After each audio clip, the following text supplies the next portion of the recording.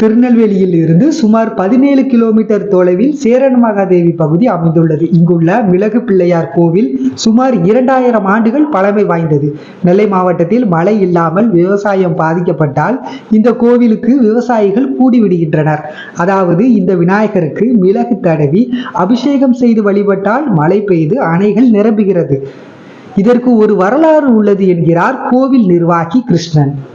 கோயில் ரொம்ப விசேஷமான கோயில் மட்டும் இல்லை, வடக்கு ரதவீதியில் கர்நாடகம் கால்வாய் ஓரத்தில் இருக்குது. இந்த கர்நாடக பிரம்மச்சாரியால் உருவாக்கப்பட்ட கோயில். ஆகையினால் இது சக்தி வாய்ந்ததாகும். இது இது வரைக்கும் மழை இல்லாத காலங்களில் செஞ்சு மழை நிறைய பெஞ்சிருக்கு. இது வரைக்கும் நடந்துக்கிட்டு இருக்கு, இப்போதும் நடந்துகிட்டு இருக்கு. இது மழை இல்லாத காலங்களில் மிளகு அரைச்சி சாத்தி இந்த சாமி மேலே பூரா பூசிடுவாங்க. மிளகு கருப்பு மிளகாக இருக்கலாம். அதுக்கப்புறம் அந்த வாசல் வர அடைச்சி மேலே நல்ல தண்ணி ஊற்றி அதை அபிஷேகம் பண்ணி, இந்த அபிஷேக நீர் அந்த கன்னடியம் கால்வாயில் விழுந்த மறு நிமிஷம் கண்டிப்பாக மழை பெய்யும். அதுதான் ஐதீகம்.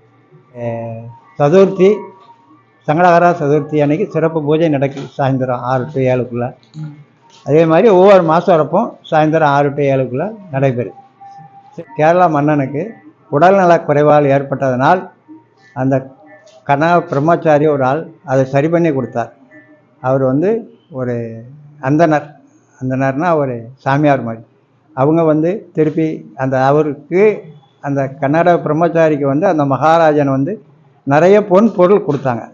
அதில் பயன்படுத்தி தான் அந்த கால்வாய் வெட்டினாங்க, கன்னடியம் கால்வாய். அந்த கால்வாய் வெட்டினதில் மழை இல்லாமல் போனதுனால அவருக்கு மனசு ரொம்ப சங்கடப்பட்டது. அப்போ அவருக்கு ஒரு அசீர ஒளி கேட்டது.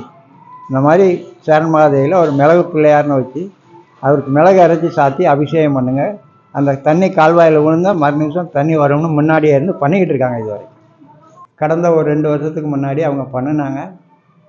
முதல்ல 28 அடி தான் காரையார் டேமில் தண்ணி இருந்தது. திருப்பி மழை அதிகமாக பெஞ்சு 98 அடி வரைக்கும் தண்ணி ஏறிடுச்சு. அதுக்கப்புறம் விவசாயிகள் 1 வருஷம் தான் பயிர் வச்சாங்க. ஆனால் அதுக்கு முன்னாடியே அவர் மழை இல்லாத காரணத்தினால பயிர் வைக்க முடியல.